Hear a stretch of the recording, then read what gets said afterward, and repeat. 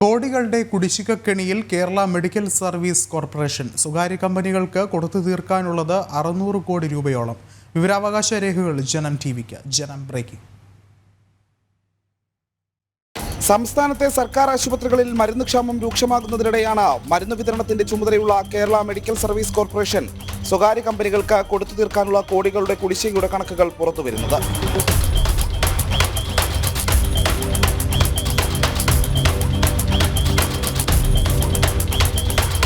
2020-21 സാമ്പത്തിക വർഷം മുതൽ ഈ വർഷം ഒക്ടോബർ 3 വരെയുള്ള കണക്കുകളാണ് വിവരാവകാശ മറുപടിയായി ജനം ടിവിക്ക് ലഭിച്ചത്.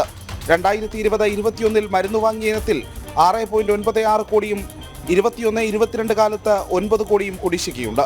2022-23 കാലത്ത് മാത്രം 10 കോടി 21 ലക്ഷം രൂപയാണ് KMSSL കുടിശ്ശിക വരുത്തിയത്. 2023-24 ആകുമ്പോഴേക്കും മരുന്ന് വാങ്ങിയതിൽ കൊടുത്തു തീർക്കാനുള്ള കുടിശ്ശികയുടെ കണക്ക് 296 കോടി രൂപ കടന്നു. 2024-25 സാമ്പത്തിക വർഷത്തെ 237 കോടി രൂപയുടെ ബാധ്യത കൂടി ചേരുമ്പോൾ 5 വർഷത്തിനിടയിൽ സ്വകാര്യ കമ്പനികൾക്ക് കൊടുത്തു തീർക്കാനുള്ളത് 559 കോടി 81 ലക്ഷം രൂപ.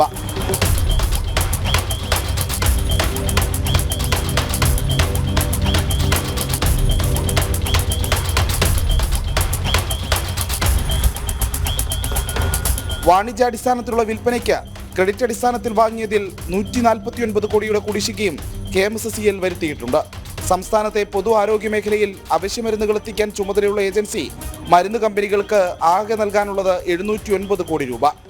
മരുന്നുക്ഷാമം സംബന്ധിച്ച ജനം ടിവി വാർത്തയെ തുടർന്ന് നവംബർ 23-ന് KMSSL-ന് 116.4 കോടി രൂപ അനുവദിച്ചിരുന്നു. ഇത് കണക്കിലെടുത്താൽ തന്നെ ഇനിയും കൊടുത്തു തീർക്കേണ്ടത് 592.6 കോടി രൂപ. പ്രജിത് മോഹനൻ, ജനം, തിരുവനന്തപുരം.